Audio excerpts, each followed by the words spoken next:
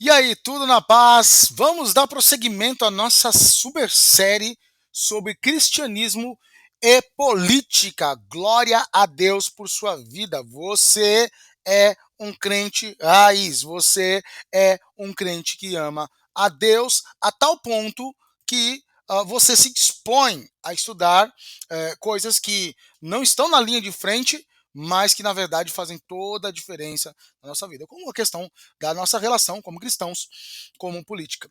Lembrando que nessa série eu não vou te falar em quem votar, mas a leitura desses textos de grandes teólogos, de grandes pensadores cristãos, ele vai te ajudar a saber como votar. Eu acho mais importante do que te dizer em quem votar, porque eu posso estar equivocado, evidentemente.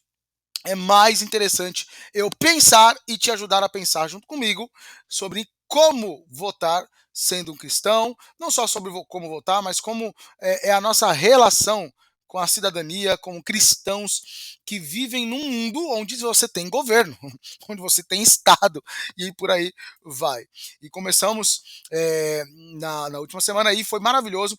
Lemos, eu falei, teve um vídeo sobre introdução. Se você ainda não, você está começando por agora, não, olha, cada vídeo ele tem uma temática, né? Cada vídeo tem uma temática. Você pode assistir, ouvir os vídeos de forma não de forma organizada, né?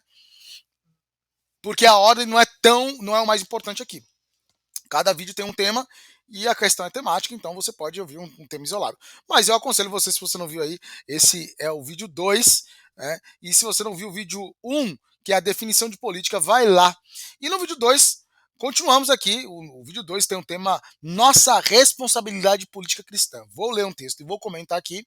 Um texto maravilhoso dele, novamente, John Stott, naquele livraço que é O Cristão em uma Sociedade Não Cristã, como posicionar-se biblicamente diante dos desafios contemporâneos, livraço de John Stott. Se você não sabe quem é John Stott, aí eu falo aí no vídeo de introdução, falo um pouquinho sobre quem é este incrível teólogo, já falecido, mas usado por Deus, né? Claro que como todo teólogo, querido, esteja atento, você vai é, ouvir, você vai meditar, você vai pensar e ter essas suas devidas críticas, porque nenhum teólogo é perfeito. Os teólogos, a teologia é humana, as escrituras são divinas, elas vêm do próprio Senhor e o Espírito Santo nos revela as verdades de Deus contidas nela. Porém, ah, a teologia ela é completamente humana, é uma ciência, é algo que é para estudar sobre Deus, sobre as coisas de Deus, e como pensar a partir da teologia cristã, no caso, como pensar o nosso mundo com os óculos do cristianismo, é isso que nós estamos tentando fazer. E alguém que xire lá de fora fala, como assim você vai enxergar a política com a visão cristã? Cabe lembrar que quem está falando isso está enxergando a política com outros óculos, com outra visão que não a cristã. Então, se ele tem direito de enxergar a política com um óculos que ele quer, sei lá, qual deles, o marxista, o Foucaultiano, o aristotélico, ou seja lá qual for, qual é o filósofo, o pensador, ou a religião que ele utiliza, nós cristãos temos todo o direito de enxergar a política a partir do nosso pensamento cristão. Então vamos lá, sem delongas, vamos pensar aqui o texto Nossa Responsabilidade Cristã, de John Stott, que a partir da página 44 ele fala o seguinte, vou ler e vou explicando, tá? Ele fala assim, quando confrontados com as complexidades da vida moderna, os cristãos podem sentir-se tentados a aderir a um dos dois extremos, né? Então ele já começa. Já começou falando de extremos aqui, hein? Olha, gente, não é por nada não, mas a gente vive uma época muito extremista. Os crentes estão meio extremistas aí. Isso me preocupa bastante, né? Porque é uma radicalidade que não é a radicalidade devida. É radical, que vem de raiz, né? O crente raiz, mas só que a radicalidade política, será que é isso que nós somos chamados, né?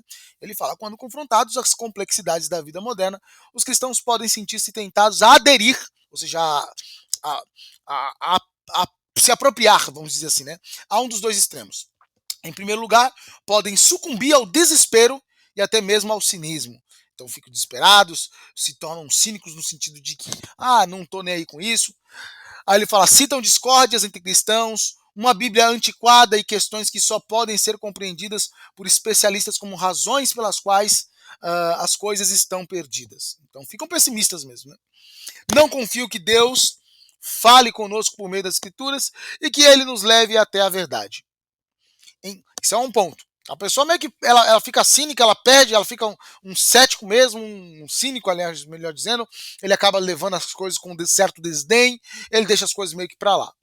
Aí ele fala, em segundo lugar, isso é uma posição. Em segundo lugar, outros podem ser ingênuos e simplicistas. Que querem soluções rápidas e muitas vezes veem as questões em preto e branco e não refletem sobre elas sabiamente à luz das escrituras. Aí tá outro ponto, né? A pessoa fica meio cheia, vê que tem muita gente falando muita groselha, muita gente falando muita coisa, e a pessoa faz o quê? Ela pega a saída pela direita, ela pega o caminho mais rápido, ela pega um atalho, ela não quer pensar, ela não quer refletir a partir das escrituras, né?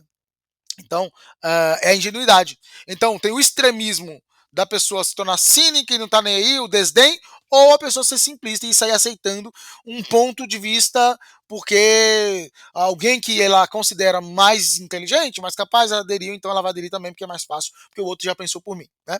Então, querem soluções rápidas, aí o texto fala assim, ó, querem soluções rápidas e muitas vezes vêm as questões em preto e branco e não refletem sobre elas sabiamente à luz das escrituras. Podem negar os problemas, citar textos como prova, denegrir aqueles que discordam deles e fazer de tudo, menos estudar as questões à luz das escrituras. Uau! Então o Stott vai na jugular aqui, meu irmão. Ele fala, ó, faz isso, faz aquilo outro. Briga, discute, denuncia, tal, só não vai para a Bíblia. Sério isso, né? Ele fala, o que precisamos, então, como será discutido no próximo capítulo, é desenvolver uma mente cristã. Isso significa analisar as questões, ler as escrituras, ouvir os outros e partir para a ação. Isso aqui, ele te deu uma receita.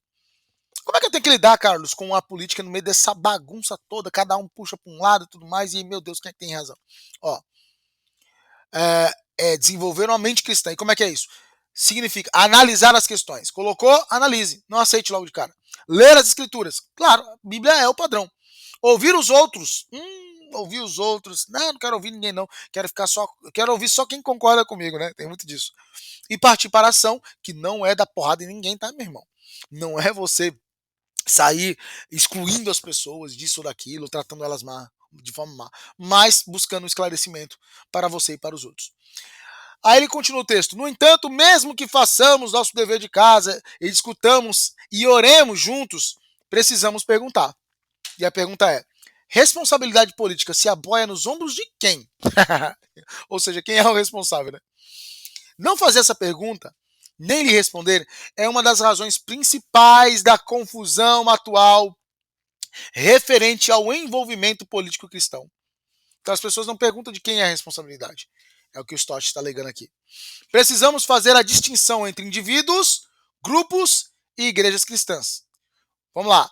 Todos os indivíduos cristãos deveriam ser politicamente ativos, no sentido de que, como cristãos conscientes, eles votem nas eleições, estejam informados sobre questões contemporâneas, participem do debate público e talvez escrevam a um jornal, procurem ser representante no Congresso ou Parlamento e acompanhem uma demonstração. Então, assim, politicamente ativo. Participar da política de verdade. Primeiro ponto. Ele fala, além disso, alguns indivíduos são chamados por Deus para dedicar sua vida ao serviço público, político, melhor dizendo, ele fala, político, no governo local ou nacional. Sim, tem pessoas que são chamadas para serem representantes políticos. Não é nenhum absurdo isso. Tem gente que falando que vai pregando contra, não pode se envolver, tal. Não, meu irmão, tem que se envolver sim, porque tem gente que foi chamado para isso. Tem cristãos em tudo quanto é canto, meu irmão. Tudo quanto é situação tem que ter, sim, cristãos. Para dominar a narrativa, para dominar todas as coisas e mostrar o reino de Deus do poder dos cristãos, não. A ideia não é essa. Não é o domínio dos homens. É o domínio de Deus. Não é o domínio das nossas visões sobre Deus. É domínio do próprio Deus. Mas para isso a gente precisa também estar envolvido em tudo. Aí ele coloca cristãos que compartilham de preocupações morais e sociais. Então, morais, conduta de certo e errado. Sociais, a situação das pessoas, a misericórdia, o amor ao próximo, o fazer o bem, né? Então, cristãos que compartilham de preocupações morais e sociais devem ser encorajados a unir-se a grupos ou criá-los que estudam as questões no nível mais profundo e tomam medidas apropriadas. Isso aqui que eu estou falando com você já é um ponto desse, né? gente está estudando juntos, nós estamos pensando juntos. Em alguns casos, serão grupos exclusivamente cristãos. Sim, partido cristão, comunidade, grupo de estudo cristão, aí vai.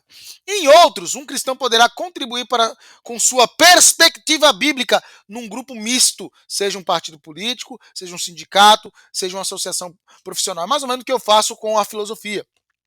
Eu estou em grupos de discussão, debate. Você vai, talvez me ouça algum podcast meu com um grupo misto, que tem lá o ateu junto, que tem não sei quem. Ah, cara, você está concordando com eles, então você está concordando com o ateu? É isso que você está fazendo? Não, meu filho, eu não estou fazendo isso. Eu não concordo. Se você ouvir lá, não estou concordando com o cara. Estamos pensando, eu estou trazendo uma perspectiva como um filósofo religioso cristão, entendeu? Pode pensar a situação, explicando como profissional determinados pontos de vista e a partir disso pensando, claro, sempre tem a cosmovisão cristã por detrás. Aí ele continua aqui, ó. Dada a propriedade de ação e pensamento políticos de indivíduos e grupos cristãos, a igreja como um todo deveria envolver-se na política? Então, pensando num quadro geral, né? Será que a igreja tem que se envolver? O que o Stott vai falar? Ele fala o seguinte: certamente a igreja precisa ensinar a lei e o evangelho de Deus. Olha isso que ele fala. A igreja precisa ensinar a lei e o evangelho de Deus, as duas coisas.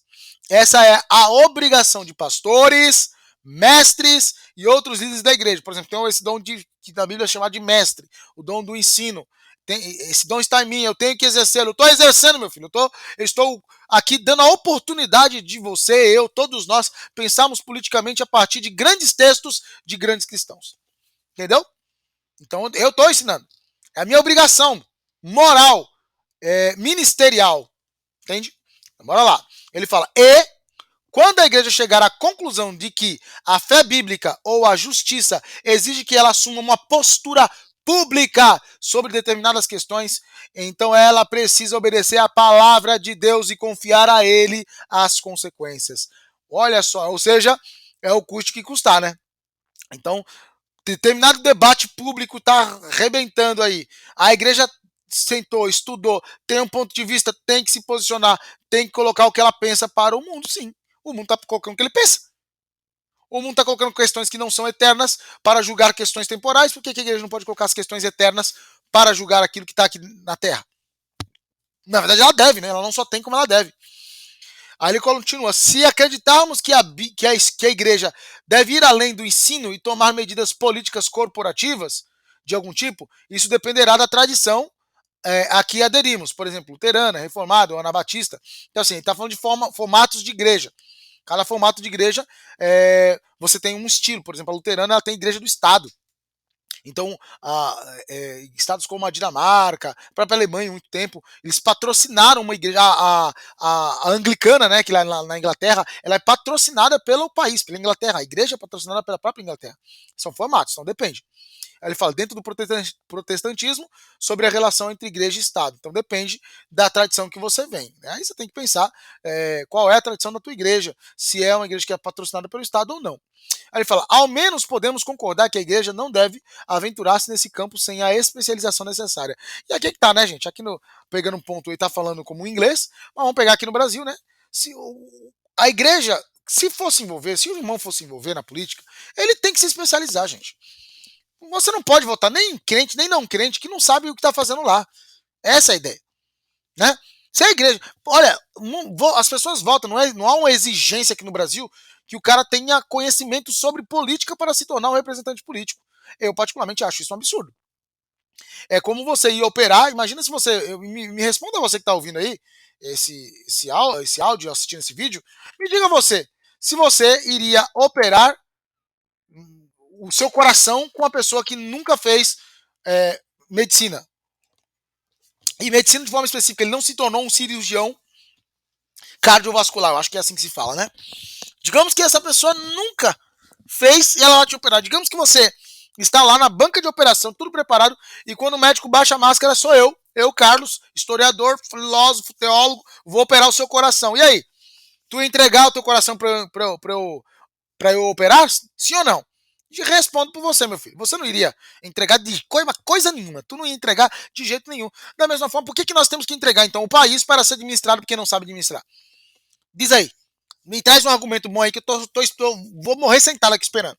Não tem, né, gente? Né? Então ele fala, contudo, quando os líderes da igreja fazem seus deveres de casa e se dão ao trabalho de estudar um tema juntos, a fim de alcançar uma mente cristã comum e sugerir uma ação cristã comum, sua postura informada e unida exerce influência extrema. Porque aí nós estudamos, nós pensamos, nós meditamos, nós discutimos, nós concordamos e agora vamos agir. Que lindo isso, né? Ele fala, vejamos primeiro o cristão individual. Em termos gerais, cada cristão é chamado para ser uma testemunha e um servo. Sem crise aí, todo mundo entende isso.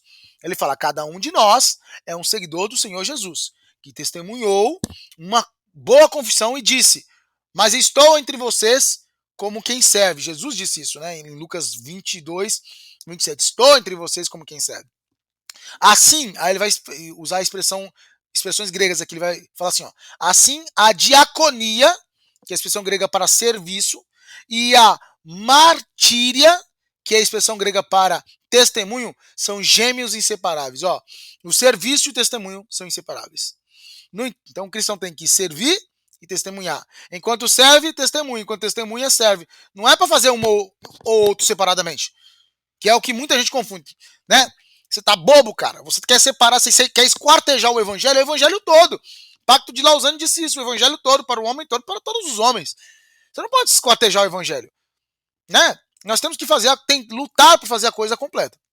Ele fala, no entanto, cristãos diferentes são chamados para ministérios especializados diferentes, assim como os 12 foram chamados para o ministério da palavra e da oração, enquanto os 7 foram chamados para cuidar da distribuição diária às viúvas, veja Atos 6, por exemplo. Aí ele fala, então ele estava explicando aqui que existem papéis, existem serviços diferentes. Aí ele fala, a metáfora da igreja como corpo de Cristo reforça a mesma lição. Assim, como cada membro do corpo humano tem uma função diferente, cada membro do corpo de Cristo tem um dom diferente. E, portanto, um ministério diferente. Ao mesmo tempo, qualquer que seja nosso chamado especializado, emergências podem passá-lo para segundo plano. Eu tenho um chamado específico, mas uma emergência faz eu fazer outra coisa. Simples assim. Então o sacerdote e o levita, na parábola do bom samaritano, não podiam alegar que seu chamado era trabalhar no templo como desculpa para negligenciar, para negligência vergonhosa em relação ao homem que tinha sido assaltado e roubado. Então assim, eu trabalho no templo, então esse homem está todo arrebentado aí no caminho, vai ficar arrebentado, porque eu sirvo no templo, eu não cuido de pessoas que estão doentes. Mas o homem está doente, precisa de ajuda, você vai negligenciar? Não pode, né? Então, deixo de lado meu serviço no templo para ajudar. Essa é a metáfora, né, que nós deveríamos seguir. Se formos chamados para um ministério predominantemente social, mesmo assim temos a obrigação de testemunhar. Então, se eu sou um representante político, se eu sou um agente social, se eu sou um professor, ainda assim eu tenho que pregar o evangelho. Se formos chamados para um ministério predominantemente evangelístico, eu sou um pregador do evangelho, mesmo assim não podemos alegar que não temos responsabilidades sociais. Eu tenho que estudar a política, eu tenho que saber quem eu vou votar, eu tenho que acompanhar os meus representantes. Você entendeu? Então uma coisa não exclui a outra. Esses extremismos têm que ser excluídos do nosso meio. Aí, quanto à igreja local, a versatilidade de seu alcance pode ser bastante aumentada se ela fizer pleno uso de todos os seus membros com seus dons e chamados diferentes.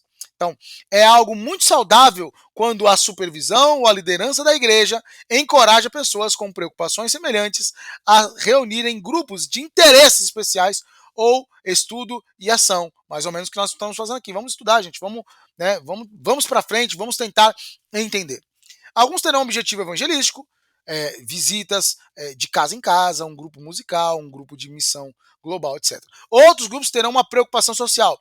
Então, visita a enfermos e necessitados, uma associação para o sem-teto, relações comunitárias ou sociais, cuidado com o meio ambiente, defesa da vida, campanhas anti-aborto, necessidade de uma minoria étnica, e aí vai.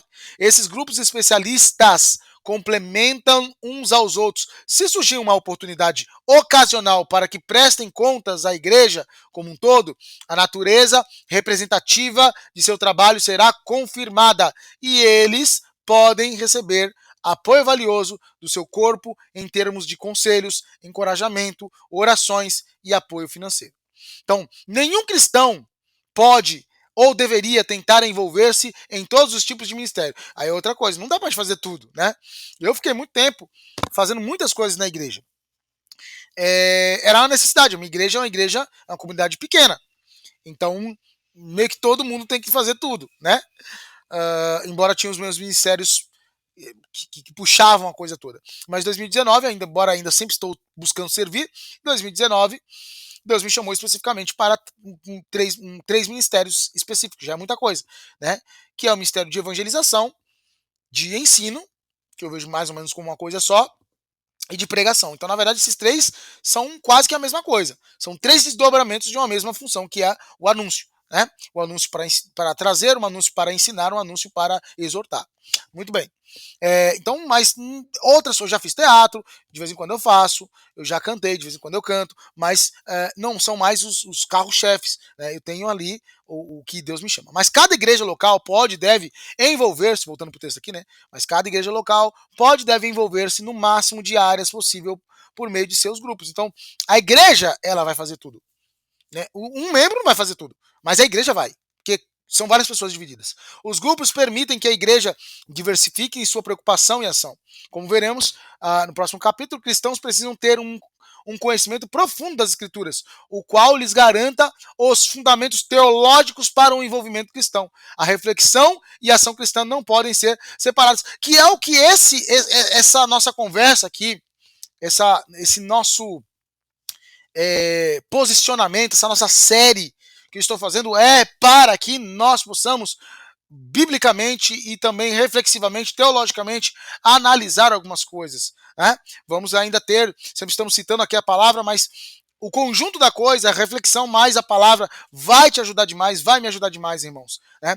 E o último parágrafo, ele fala assim, ó, encerro esse capítulo com o que pode ser uma referência um tanto surpreendente. A missa católica romana, ele vai citar os católicos. Aí você que está do outro lado já cai para trás, já faz o sinal da cruz, falando tá amarrado. Calma, gente, o que é isso?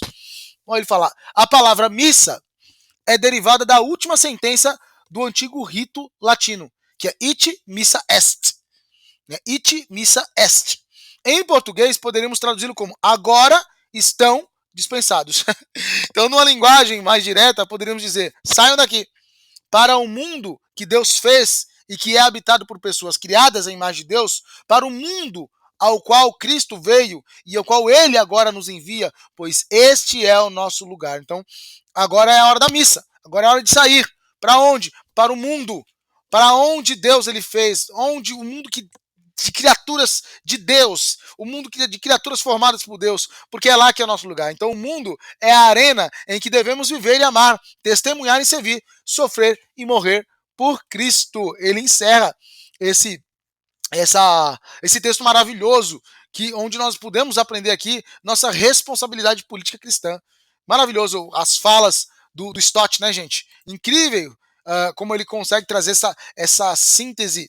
E nós vamos continuar aqui, continue comigo, continue meditando, continue assistindo, ouvindo, quantas vezes você quiser. Não ouça uma vez só não. E divulgue para outras pessoas. Se você não deu like ainda, dá o like também, que o like ele ajuda a divulgar. Se você não é inscrito no canal ainda, se inscreva e me acompanhe também os outros trabalhos que eu faço e acompanhe esse banquete da reflexão política cristã de uma forma não militante para X ou Y, mas de uma forma reflexiva. A ideia não é saber eu falar para você em quem você deve votar, mas a forma é eu falar para você como você deve votar, como é que você deve pensar política como cristão. E no próximo vídeo eu vou falar sobre o reino de Deus e o governo civil, que é uma reflexão apresentada, uma apresentação de Franklin Ferreira no livro o livro maravilhoso Política Segundo a Bíblia. Muito bom esse livro, do Wayne Grudem. Só que quem vai fazer a apresentação não vai ser o Wayne Grudem, quem vai fazer a apresentação é o Frank Ferreira, que aí é um outro teólogo muito importante aqui no Brasil, muito interessante também. Tem um posicionamento político bastante acentuado, mas ele vai fazer uma apresentação interessante ali. É um teólogo muito responsável e vale muito, muito a pena você assistir, ouvir, prestar atenção no nosso próximo comentário, próxima leitura comentada aqui. Muito obrigado por estar comigo. Eu fico muito feliz né, por ter crentes dedicados como você. Que Deus abençoe a sua vida e espalhe aquilo que você tem aprendido, né, ensina os irmãos, para que os irmãos não pequem, né, na esfera pública, por não saber como agir como cristão no meio da política. Que Deus abençoe a vida de cada um de nós. Em nome de Jesus.